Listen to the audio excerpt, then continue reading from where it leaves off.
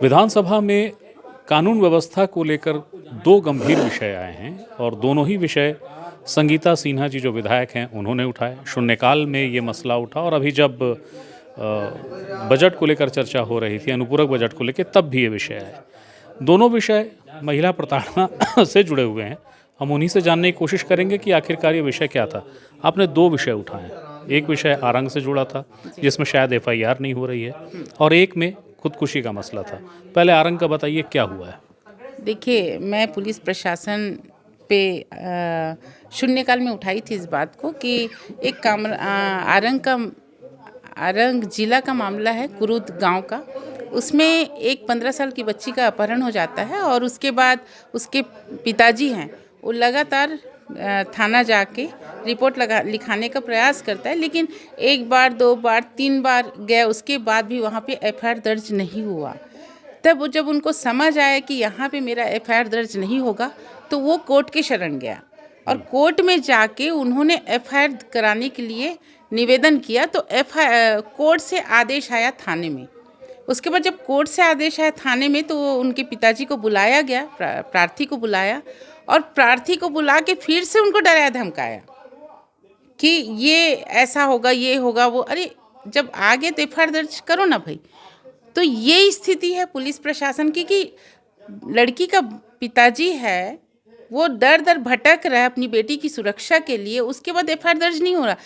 Police प्रशासन किसके दिशा निर्देश पे काम कर रही है, किसके क्या क्या नया कुछ आया है, उनके कुछ नया नियम आया है कि एफआईआर दर्ज नहीं हो सकता, जबकि रूल्स ये है कि अगर कोई भी आता है, प्रार्थी आता है, उसका तुरंत आप एफआईआर दर्ज कीजिए, जांच कीजिए, विवेचना कीजिए। यहाँ ये स्थिति है। मेरे विधानसभा में भी ये मामला आया था। मेरे विधानसभा में एक बच्ची है, उसका वो शोषण का शिकार हुई थी और वो लगातार लड़का धमकी दे रहा था, लगातार वो लगा रहा। मैं भी एसपी पास गई और उसके बाद निवेदन किया कि इसका एफआईआर दर्ज होना चाहिए। कोई कार्यवाही नहीं हुआ। एक दिन ऐसा हुआ कि पिताजी ने आत्महत्या कर लिया। यानी लड़की के पिता ने आत्महत्या की इसी कार्रवाई ना होने से? कार्रवाई नहीं होने से। उसका जो मौसा है वो बचपन से रखा था, वो पिताजी ही है, पिताजी। और वो आत्महत्या किया, वो मसला भी है।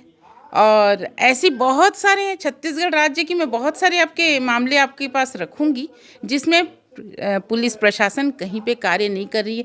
क्या इनको ऊपर से आदेश है एफआईआर नहीं करने का कि पुलिस खुद बचना चाह रही है और उनके लिए बजट निकाली है? मेरा तो ये कहना है कि जो मेन बजट है वो खर्चा कहीं पे धरातल पे दिख नहीं रहा है और आप फिर से अनुपूरक ले आए, तो खर्चा कहाँ कर रहे हो आप? अच्छा, सरकार ने जब सदन में आप लोग ये विषय उठाते हैं, इन बातों को कहते हैं, सरकार की ओर से आने वाले जवाब क्या गंभीरता रखते हैं? कोई राहत मिलती है या सिर्फ खाली बातें खर्च हो रही हैं? देखिए, सरकार जब अपनी बात रखती है, आज सरकार ने अपना बात रखा कि धान खरीदी विष्णुदेव साय की सरकार में। आज तक ऐसा धान खरीदी हुआ ही नहीं, इतना जोरदार धान खरीदी हो रहा है। मैं अपराध पे बात कर रहा हूँ, जिन विषयों को आप लोग उठाते हैं उस पर क्या रिस्पॉन्स आता है? नहीं, मैंने इस बात पे विभाग को कहा कि संज्ञान में लीजिए और जो प्रार्थी है, जो कोर्ट से आदेश आया है, उस टीआई ऊपर कार्रवाई होना चाहिए, क्योंकि वो इतने दिनों तक 15-20 दिनों तक उन्होंने एफआईआर दर्ज नहीं किया। तो भाई अगर एक कार्य, ये तो हमारे पास एक मामला आया है, ऐसे कई मामला है, आप जाके देख लीजिए, वहाँ पता करिए। बहुत सारे मामले हैं जिसमें एफआईआर दर्ज होता ही नहीं है।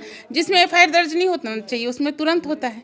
तो सरकार क्या बोलती है आप लोगों को? सरकार का कोई जवाब नहीं आया। सरकार ने अभी तक जवाब नहीं आया और अभी मैं वही देख रही हूँ कि जो मैं क्वेश्चन की हूँ उसका क्वेश्चन का जो जवाब आएगा उसके लिए मैं इंतज़ार में बैठी हूँ। बहुत बहुत शुक्रिया। ये थी संगीता सिन्हा, संजारी बालोद से विधायक। दरअसल जो महिलाओं को लेकर अपराध हैं या प्रदेश में कानून व्यवस्था को लेकर जो मसले हैं वो हमेशा से एक मुद्दा बनते रहे हैं।